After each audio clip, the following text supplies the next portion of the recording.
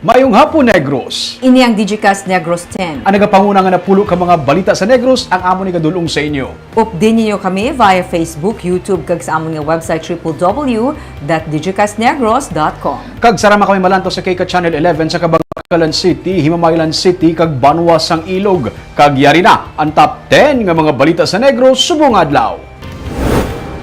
Contractor nga si Jerry C. nagpadala na sang sabat kay Mayor Nili Zares ang Talisay angot sa ginreklamo nga road clearing.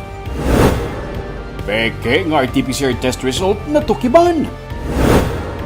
Sa Bacolod, Iloy nagbunag sang bata sa Salati. Pagbungguan na isang duha ka mga truck nagresulta sa malawig nga traffic.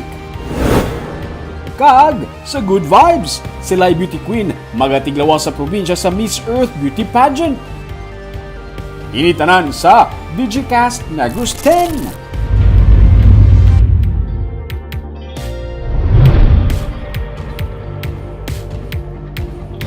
Sa number 10, duha ka mga truck nga nagbungguanay sa Araneta Street sa Bacolod ang nagtugas sang malawig nga pagkaguot sang trapiko. Kaina sang udto sang nagbungguanay ang ini nga mga truck sa Araneta Highway sakop sang Barangay Tangub sa Bacolod. Bangod sang pagbunggo, nagbalabag sa tunga sang dala ng isa ka sa mga truck. Gani nagguot ang traffic. Malapit sa Akina nga subdivision ang natabuan sang pagbungguanay kag ang pilahay sang salakyan naglabot na malapit sa Old Airport. Bangod sang mga traffic enforcer nga gindeploy gilayon sa area, amat-amat nga nakagwa ang mga salakyan padulong sa sur. Wala naman sang may nasamaran sa insidente.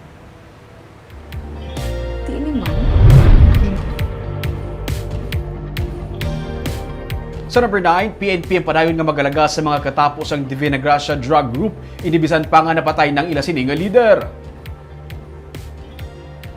Ginpahayag ni Lieutenant Abigail Donasco, spokesperson sa Negros Occidental Police Provincial Office, kay hindi mag-utat kag magapadayon ang NOCPO sa paglagas kag pag-aresto sa mga nabilin pa nga mga miyembro sang Divina Gracia Drug Group, kay isa ka major drug group diri sa probinsya bisan pa napatay na ang leader sang grupo nga si Michael Divina Gracia sa Rizal Province. Ginpasalamatan kag ginkalipay man ini isang pamuno sang NOCPO sunod kay Donasco. Bangod si Divina Gracia ang ginakabig man bilang isa ka top drug personality sa Negros Occidental. Dugang pa ni Donasco, madamo pa sa mga downlines ni Divina Gracia nga nag-operate diri sa probinsya kag mahimo magdoble pa ang ilang operasyon gani ini ang tatukan man sa karon sang PNP. Para hindi na magdako pa kag magtigayon madakop ang mga nabilin pa nga mga miyembro o si saon man sang NOCPO ang iban pa nga mga operasyon sang grupo sa guwa sang Negros. Bangod sa damlag pa, gintudlo man ni PNP Chief Guillermo Elazar ang duha ka mga persona nga napatay sa bypass operation sa Muntinlupa nga kabahin man sang Divina Gracia Group.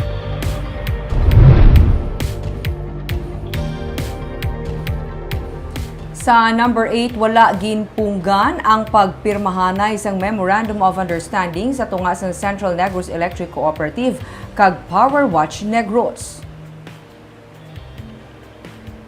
Ini ang paatag ni Father Ernie Larida nga katapos ang Seneco Board kag ginatudlo sang Power Watch Negros nga amuang sa likod nga wala sa gihapon matigayon ang paglagda sang MOU. Sino kay Father Larida, matuod nga ginhinyo niya ang pagpostpone sang Abril, ilabi na nga sa amo nga tion bag-o lamang siya nakapungko sa board kag luyag niya nga tun-an ang kaundan sang MOU. Gindihon ng MOU sa tinutuyo nga ini ang mangin venue sa pagtalakay sang anuman nga mga concern sa mga konsumidor sa Seneco. Suno kay Larida, wala labot diri nagmasakit siya kag gin-quarantine pa. Damlag pa nagpakig-angot na siya kay Attorney Dan Pondevilla, ang project supervisor sa Seneco kag acting general manager, kag yara na ang pag-schedule kay Pondevilla sa dialogo antes pa man matigayon ang paglagda sa MOU. Ara na yung description kay Atty. Dan kung saan niya iset ang dialogue. Okay? Di mo na mamaway na bala ni Winnie. Pinsa rin ang permis ako, pinapunggan ko sa gina-cancel ko ang iyang MOU. Huwag ko naging cancel, din postpone. Yes. Kung postpone na, but sabi nun, possibility niya pagayunon, kung makatubangay kami, kaya hindi mo mako-concern ang pamangkot mo. Di ba? Yes, Padre. Huwag mo nang natabo.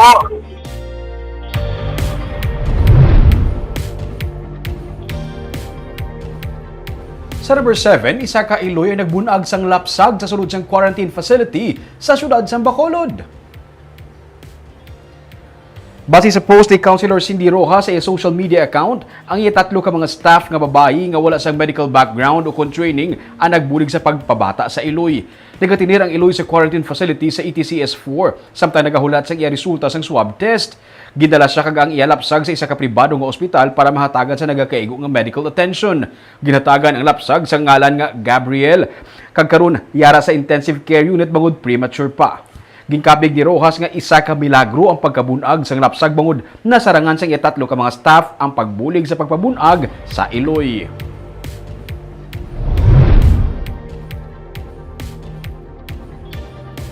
Sa number 6, padayon ng paghaylos ng Provincial Health Office sa mga pumuluyo nga magparehistro na para sa bakuna kontra COVID-19. Sunod kay Dr. Jessica Fama, ang Medical Specialist 3 sa Provincial Health Office, isa sa mga pagpanghangkat nga ila ginaatubang amo ang pagpangduha-duha sa mga pumuluyo sa bakuna. Sunod kay Fama, madamo abi sa mga fake news ilabi na sa social media angot sa COVID-19 vaccines nga hindi manegar nagatugas ang pagpangduha-duha sa mga pumuluyo. Wala labot sini ginapasapasahan pa. Dapat sunod kay Fama mahangpan ang benepisyo nga ginadala sa bakuna hindi lamang sa mga ginabakunahan kundi pati man ang pagpangapin nga ginadala sini sa mga ginasugata o kun mga kaupod sa palibot. Abiso sang PHO dapat sa mga lehitimo lamang nga sources magkuha sang impormasyon kasubong sa Department of Health kag bisan sa local government unit. As of May 25 sa 49,986 ka bakuna nga nag-abot sa Negros Occidental, 39,673 ang na-utilize o kung na dapat na sa mga pumuluyo. 666 naman ang nabakunahan sa idalom sang Barangay Kapitolyo Vaccination Program.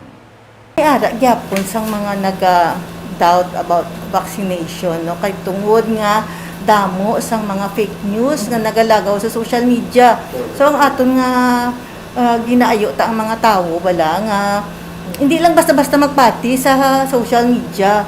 Mapati kamo sa mga valid kag lehitimo nga mga sources like the Department of Health, the WHO, World Health Organization, amo na mga legitimate nga mga kag sa inyo nga mga local government unit.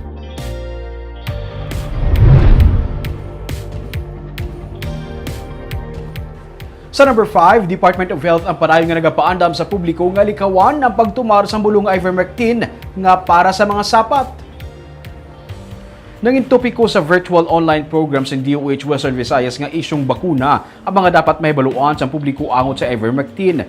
Ginpahayag sa Vice Chancellor for Academic Affairs sa University of the Philippines Visayas nga si Dr. Philip Ayan Padilla nga hindi pa aprobado sa Food and Drug Authority ang ivermectin bilang isa ka bulong kontra COVID-19. Ini sa tunga sa pagduso sa pila ka mga politiko kag doktor sang ivermectin bilang anti-drug o kun antiviral drug. Sunod kay Dr. Padilla, isa ini ka anti-parasitic drug nga masami ginagamit sa mga sapat gani mahimo may negatibo nga mga epekto sa lawas ng tawo. Iya paginduga nga hindi pa nagakaigo ang mga pagtuon sa abroad nga nagapamatuod sa efficacy sang ivermectin kontra COVID-19. Para kay Padilla, ang bakuna lang sa karon ang pinaka-epektibo nga pangontra sa isa ka persona batok sa virus. Though may sense of complacency, though confident na sila kay nag-inom sila sang ivermectin, hindi na sila magkonsulta dayon. So amo pagina siguro ang tandaan ta nga ang pag-inom sang ivermectin wala gid yan nagapakita nga nagaprevent or nagapagamay sang simptomas sang COVID-19. Ang epektibo lang gid yan balikan ta lang ang bakuna.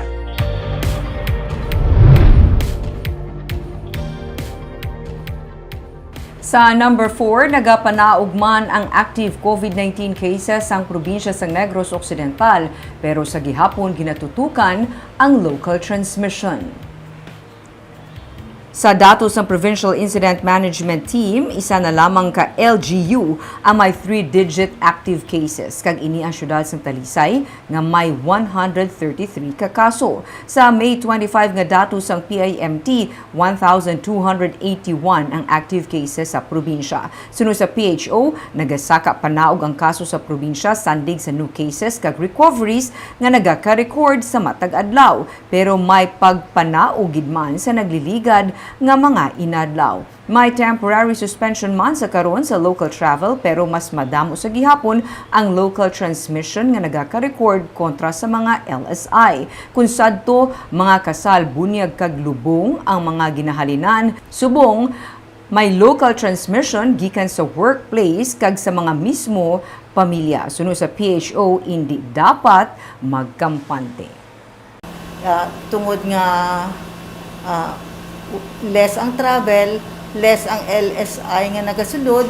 So, i-minus na sa mga positive ang mga LSI. Wala na sa may madaladi. Except ang apor daw, aragyapon, ang apor, no? But, ang importante gid, ang atong local transmission. Because ang bulk sang cases are local transmission, amo gid ang aton nga i-control antes naton mahambal nga naganubo na gid ang cases natin.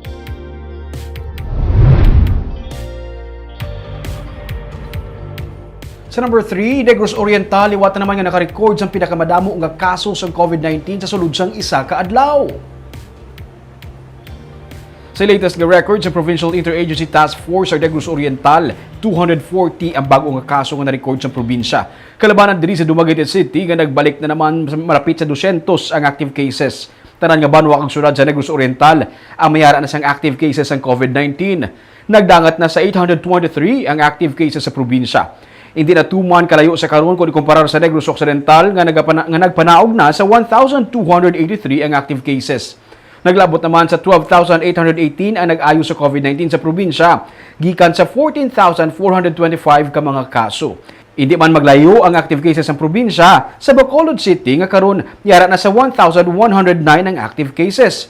69 ang dugang COVID-19 cases sa Bacolod kag 150 naman ang new recoveries. Sa number 2,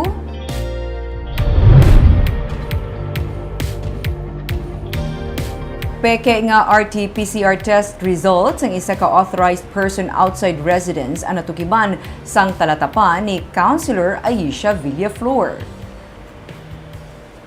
Base sa post ni Villaflor sa iya social media account kahapon na baton sang ila talatapan ang amo nga S-Pass application sang 38 anyos nga apor gikan Cebu. Pero makit-an sa RT-PCR test results sang apor nga Mayo 31 nakuha ang iya specimen kag Hunyo 1 naman nagwa ang result. Bangod advance ang mga petsa nga nakabutang sa resulta ginakabig ni Villaflor nga peke ang amo nga dokumento. Gintugyan na ni Villaflor sa Bacolod Emergency Operations Center ang pagpakig-angot sa molecular laboratory para i-verify ang test result. Damlag pa ginpahayag sa Bacolod EOC nga hindi ini ang nahauna nga tion nga may mga natukiban sila nga peke nga RT-PCR test result sa mga naga-inabot nga persona sa syudad. Ilang ginatugyan sa City Legal Office ang pagpasaka sa nagakaigo nga kaso sa persona nga responsable. Kaag sa numero 1 sa mga balita, subong nga adlaw.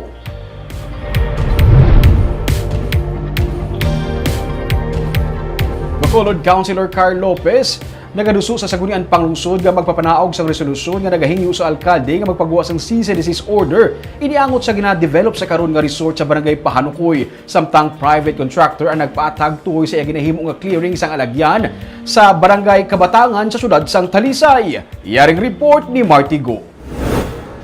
Ginduso ni Bacolod Councilor Carl Lopez sa session sang sangguniang panlungsod sini nga hapon ang pagpagwa sang resolusyon nga nagahingyo kay Mayor Evelio Leonardia nga magpapanaog sang cease and desist order batok sa ginapatigayon nga construction sang isa ka beach resort sa barangay Pahanukoy.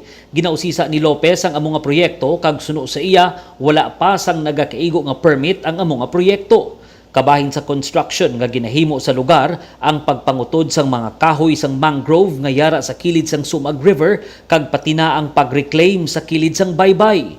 Ginpahayag ni Lopez nga samtang wala pa sang may mapakita nga mga nagakaigo nga permit ang tag-iya sang proyekto, pauntaton anay ang pag-develop sang lugar. According to him, those establishments have applied for the permit, but I said you cannot operate until the permit is really granted to you. That is the normal flow of how we follow the law. Sinigid lamang nga hapon nagmando ang alkalde sa City Legal Office nga magpagwa sang cease and desist order sa ginapatigayon nga proyekto sa amo nga lugar. Ini ang ginpahayag ni Councilor Al Victor Espino sa ilang nga session sa SP sini nga hapon. Samtang, nagpadala naman sa kay Talisay City Mayor Neely Zares ang private contractor nga si Jerry C. sang iya sabat sa ginapatigayon nila nga clearing operation sa sitio Kampuestuhan, Barangay Kabatangan. Ginpauntat sang syudad ang mga operation sang Domingo para usisaon kung may nagakaigo ini nga pahanugot sa ahensya sang gobyerno. Ginpahayag ni C. nga may yara na sang resolusyon gikan sa Protected Area Management Board o kun pambi nga nagapahanugot sang ila special use agreement sa mga bahin sang Northern Negros Natural Park para sa isa ka integrated farm gamit ang agroforestry techniques. Gindugang panisi nga wala sila sang may ginpangutod nga kahoy sa amo nga lugar kundi may pila lang ka mga kahoy nga nagkalatumba bangod sang landslide.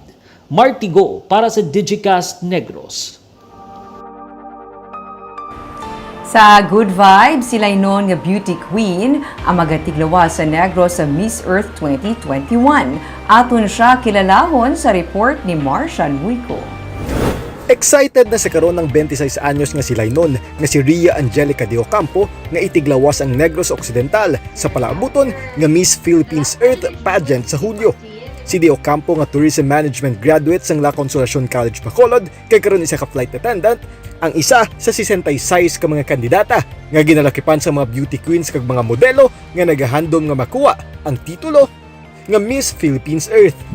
Suno kay De Ocampo, estudyante pa lang siya. Isa na siya ka-advocate sa environmental protection. Gani amo ini ang nagtulod sa iya para mag-intra sa Miss Earth. Ever since I was young, sir, I was a little environmentalist. It all started as a Girl Scout, as a Rotary Club member, a tourism student during that time. And also, alina isang organic na Negros in 2013. I would like to really use that experience to give back. And I am really passionate about environmental protection, which is what Miss Earth is all about. So that is why I joined Miss Earth. Antes pa sang Miss Philippines Earth, madamo naman ng mga pageants ang iya nga naintrahan diri sa Negros. Si De Ocampo ang ginkurunahan bilang linay sang silay sang tuig 2012. Nangin second runner-up sa linay sang Negros sang 2013, kag first runner-up naman sa Mascara Queen sang 2014. Ang Miss Philippines Earth nga iya ginintrahan sa karon ang isa ka environmental themed beauty pageant nga nagapromote sang environmental awareness kag social responsibility. Suno kay De Ocampo, iya mangin advocacy sa iya nga pag-intra among organic farming kag ang pagprotekta sa mga kabukiran. I am advocating for organic farming coming from Negros Occidental, and I'm also advocating for the connectivity of our mountains and the sea, because I believe that we are all interconnected with nature and we need this platform. I'm so excited because I get to share awareness to most especially the youth on the importance of taking care of our environment and as well as our own health. So I'm excited to be in this journey to do that. Ginpahayag man ni De Ocampo nga iya himuon ng tanan agud madala ang corona sang Miss Philippines Earth sa Negros. I will try my very best to bring home the crown for Negros because I know that the Negrosanon people, the Silaynons, and many other people who I haven't met yet but who send their love, share their support and love for me, and that fuels me to really give my best and bring home the crown for us. So I will be asking for your support and prayers, and yeah, I'm excited. Sarang masuportahan si De Ocampo kag matan-aw man ang mga activities ng Miss Philippines Earth sa ila sini nga Facebook page. Marcian Huico para sa Digicast Negros. Barb, para sa mga si Ria, do ka familiar na nangitsura sa mga beauty pageant, sa local beauty pageant diri sa aton sa Negros kag sa Bacolod. Ipermi ko na siya makita ang ngalan niya. Oo, runner-up siya ming sa Mascara Queen, kag sa Linay sang Negros man. Oo, updated. Hambal ni ni Marcian. Kag winner niya siya sa aton nga newscasting competition before. Oo. Sa Hindi ko Piyaka siya Company. Tsak to me. Di ba? Good luck sa kay Ria nun. I hope nga matibong naman ang bandera sa mga taga Negros. Oo. We wish her the best. Especially to, sana mahambal mo nga, ginadala niya ang Negros Occidental.